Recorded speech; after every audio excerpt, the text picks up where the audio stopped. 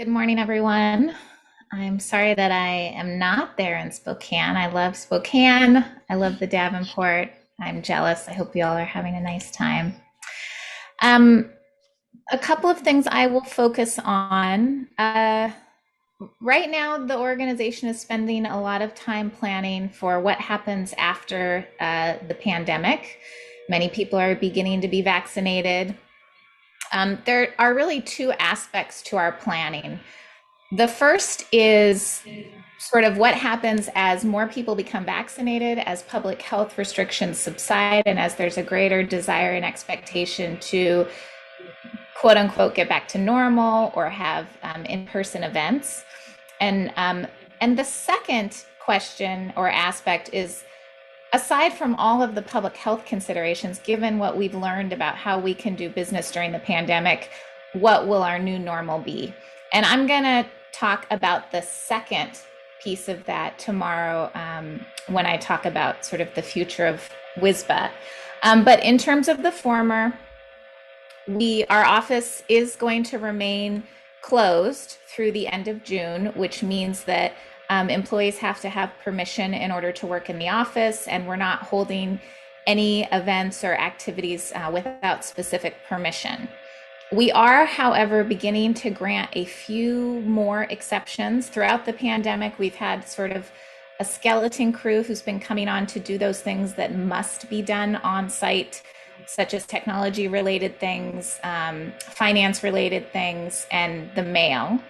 And we're going to begin granting some exceptions for folks whose work doesn't necessarily have to be done in the office, but for whom working at home has been very difficult. We're also going to be putting out some guidance in the next few weeks to our volunteer leaders about the ability to have in-person events. There will definitely be some restrictions on those. So in order to have an in-person event like the way the board meeting is happening today, entities will have to create a safety plan that will have to be approved by myself or possibly the department director responsible for that portfolio. And one of the biggest restriction right now will be that no volunteer or employee can be required to attend in person.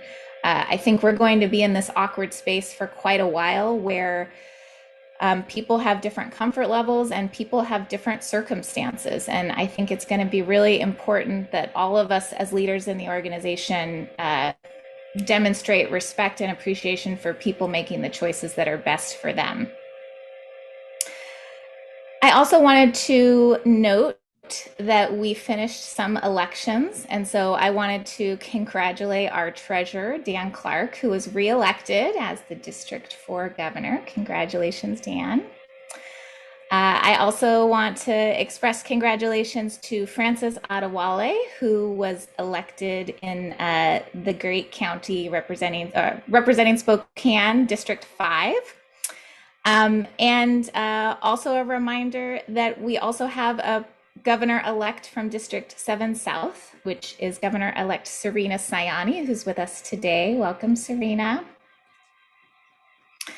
We do have one runoff election under the WISBA bylaws. If no candidate gets more than 50% of the vote, we have to do a runoff.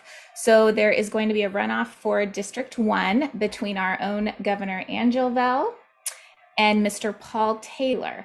So that runoff election began April 13th. It will conclude on April 23rd, and we will let you all know the results as soon as we know them. Lastly, I wanted to say Ramadan Mubarak for those who are celebrating this month. I think we have so much need right now for the self-reflection, generosity, and empathy that Ramadan calls for. And I'm glad we're all here together to do that work. Thank you.